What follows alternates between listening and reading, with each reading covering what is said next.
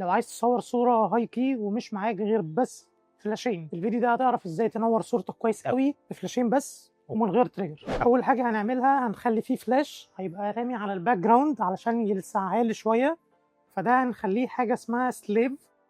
هندوس على الزرار ده كده هنلاقي كلمة S1 طلعت معايا، فده هنحطه في الباك جراوند، والفلاش التاني هنركبه على الكاميرا وهنشوف الصورة تطلع عاملة ازاي.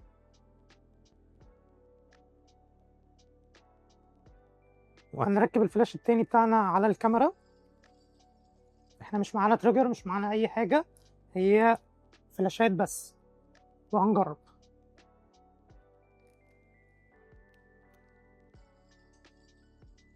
يلا بينا.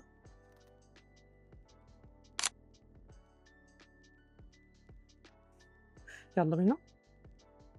حلوة بيه.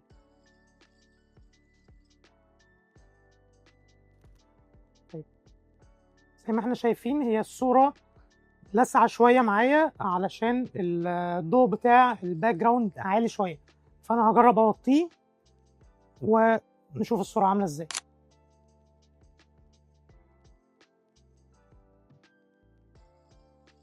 يلا بينا. حلو أوي.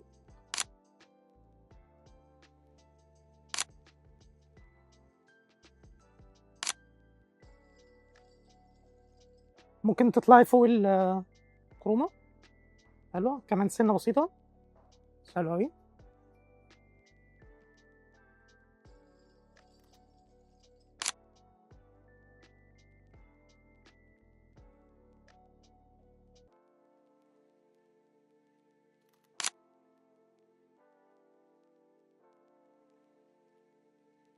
حلو أوي.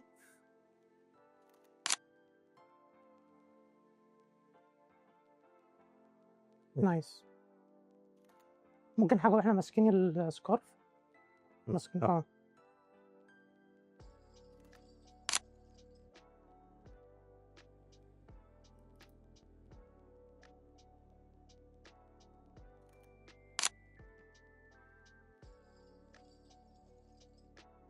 نايس. حلو أوي. طيب هي الفكرة هنا إن الفلاش ده هو بيبقى الأساسي بتاعي، وخصوصا إن إحنا في مكان كله أبيض في أبيض، فلما الفلاش بيضرب الفلاش التاني بيشوفه لأن هو سليف، مش بقدر أتحكم في الباور بتاعه، مش بقدر أعمل أي حاجة، لازم أروح له هناك وأعلي أو أوطي الباور بتاعه. الفلاش ده أنا بقدر أتحكم في الباور بتاعه لأن هو معايا هنا، بقدر أتحكم بقى في اتجاهه يمين شمال فوق على حسب ما أنا عايز. كل ده مش هيفرق معايا لان انا المكان بتاعي كله ابيض في ابيض بس سقف واطي، عشان كده مديني اضاءه سوفت، ومديني اضاءه ناعمه جدا، ومديني الافكت بتاع الهاي كي. فلو انت اتزنقت في اي سيتويشن ونسيت التريجر بتاعك وبفلاشين تقدر تطلع صوره هاي كي مظبوطه جدا. سلام.